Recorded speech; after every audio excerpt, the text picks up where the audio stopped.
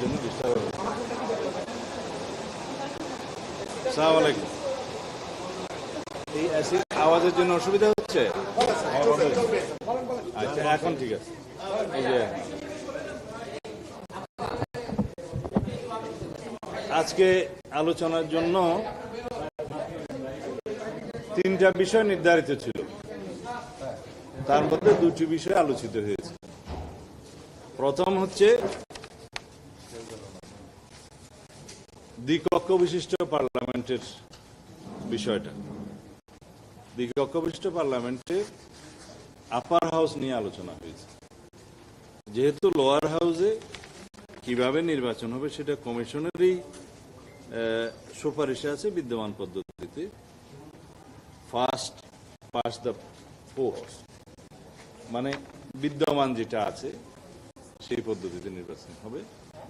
সেই জন্য ওই বিষয়ে আর কোনো আলোচনা।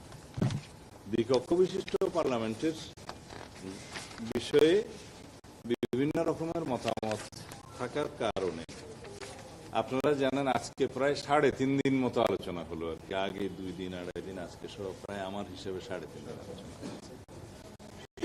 এখানে দ্বিকক্ষ বিশিষ্ট পার্লামেন্ট সৃজনের বিষয়ে মোটামুটি অধিকাংশ রাজনৈতিক দল একমত, কিন্তু তার গঠন প্রক্রিয়া কি হবে এবং তার পাওয়ার অ্যান্ড ফাংশন কি হবে এ বিষয়ে ব্যাপক বিতর্ক আছে।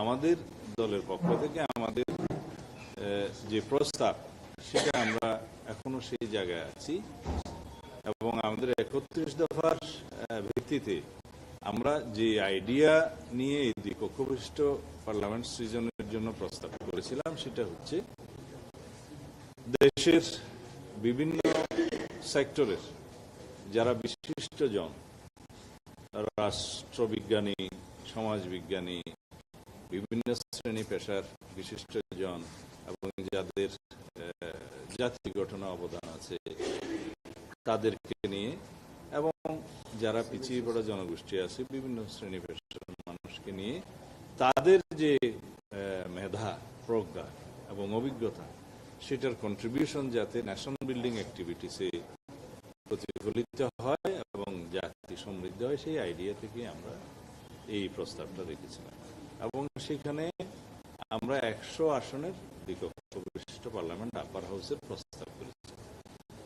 তাতে করে যারা ওখানে রিপ্রেজেন্ট করবেন তাদের নির্বাচন পদ্ধতি আমরা বলেছি বিদ্যমান যে সংবিধানে নারী সংরক্ষিত নারী আসন যেভাবে হয় আসনের অনুপাতে সেই হিসাবে সেখানে যাবে।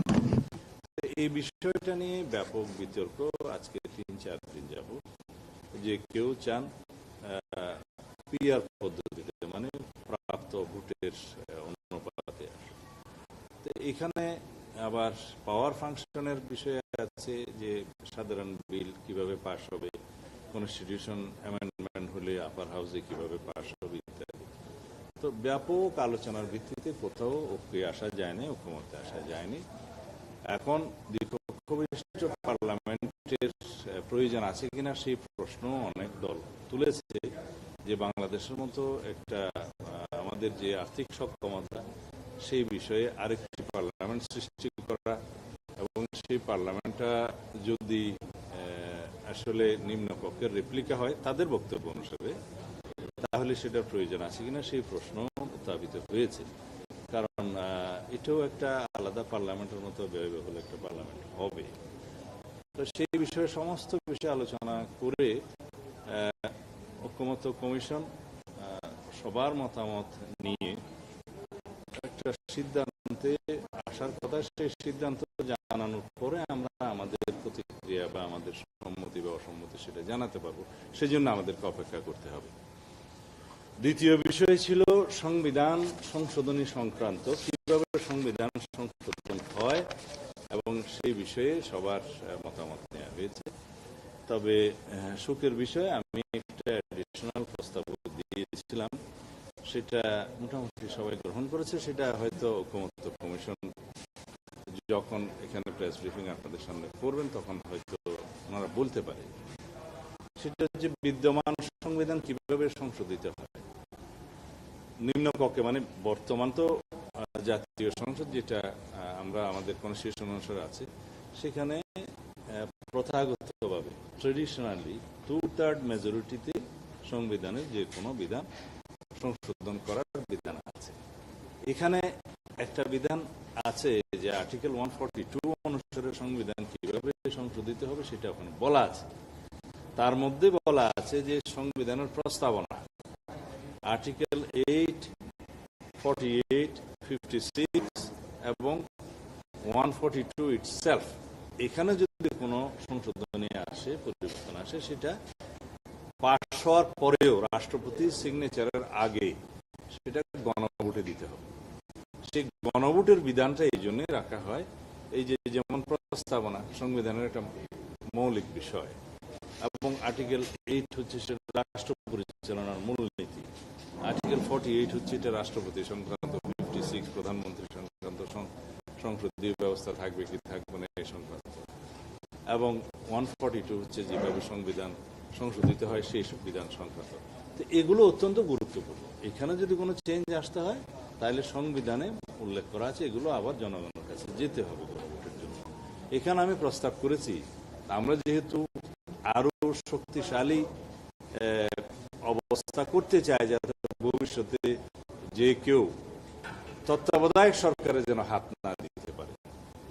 তত্ত্বাবধায়ক সরকার একরকম প্রতিষ্ঠিত বা রিইনস্টেট হয়েছে বলা যায়, যেহেতু হাইকোর্টের ভার্ডিক্টের মধ্য দিয়ে আর্টিকেল 58 ক এবং ক 2 পরিচ্ছেদ নাম আপনারা যেটা জানেন, তত্ত্বাবধায়ক সরকার গঠন প্রণালী এবং পাওয়ার ফাংশন যেখানে আছে এটা আবার রিইনস্টেট হয়েছে, তবে সেটা আরো আপিল হবে।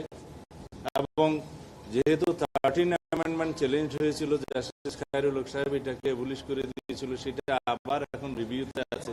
তা আমরা ধরে নিচ্ছি এটা জনগণের পক্ষে রায় হবে, মানে আমরা এটা ধরে নিয়ে যে তত্ত্বাবধায়ক সরকার ব্যবস্থা বহাল হয়েছে এটা ধরে নিয়ে আমরা কথা বলছি। এবং এমনও হতে পারে, আমি একটু অ্যাডভান্স এটা বলেছি, এমনও হতে পারে যদি জুডিশিয়ারিতে আমাদের পক্ষে জনগণের পক্ষে রায় না আসে, যেটা রিভিউতে আছে, তারপরও পার্লামেন্টের কিন্তু ক্ষমতা আছে পুনরায় এটা প্রবর্তন করা, কারণ লেজিসলেশনের ক্ষমতা লেজিসলেচার। তো আমি যে কোনো অবস্থায়, যেহেতু সারা জাতি তত্ত্বাবধায়ক সরকার পুনঃপ্রতিষ্ঠার জন্যই সংগ্রাম করেছে, তা আমরা ধরে নিলাম তত্ত্বাবধায়ক সরকার ব্যবস্থা পুনঃপ্রতিষ্ঠিত হবে। তো সুতরাং এই তত্ত্বাবধায়ক সরকার ব্যবস্থায়ও যদি কোনো পরিবর্তন আনতে চাই, সেটাও গণভোটের মধ্যে অন্তর্ভুক্ত করা হয় যেন, সেই প্রস্তাব করেছিলাম, সেটা অ্যাকসেপ্টেড হয়েছে। তা এখন আজকে এখানেই শেষ, এরপরের বিষয়টা আলোচিত হয়নি। ধন্যবাদ।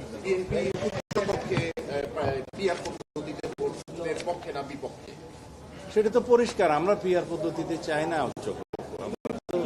আগেই বলেছি। রাজনৈতিক দলগুলো গতকাল অভিযোগ করেছে যে বিএনপি পিআর পদ্ধতি না চাওয়ার কারণ হচ্ছে নিম্নকক্ষের আসনের ভিত্তিতে তারা পিআর চায়। কে অভিযোগ করেছে?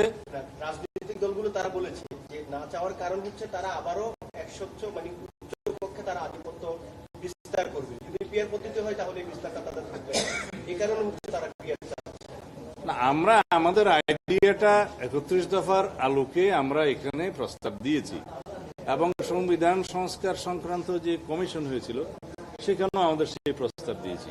এখানেও আমরা যে আইডিয়ার কারণে, যে কন্ট্রিবিউশন নেওয়ার জন্য আমরা এই প্রস্তাবটা করেছিলাম আপার হাউস প্রতিষ্ঠার, সেই জায়গাতেই আমরা আছি। এখন কেউ অভিযোগ করতেই পারে এটা লোয়ার হাউসের রিপ্লিকা হবে ইত্যাদি, পাওয়ার ফাংশন কি হবে সেগুলো নিয়ে আলোচনা করতে পারে। সেটা তো আলোচনা শেষ হয়নি। আলোচনা শেষ হলে কমিশন বলেছে যে তাদের একটা মতামত বা সিদ্ধান্ত পরবর্তী দিনে তারা জানাবেন। তো জানালে পরে তখন আমরা তারা কি বললেন তার উপর ভিত্তি করে আমরা আবার কথা বলতে পারবো। কারো অভিযোগের আমি জবাব দিতে চাই না। Thank you.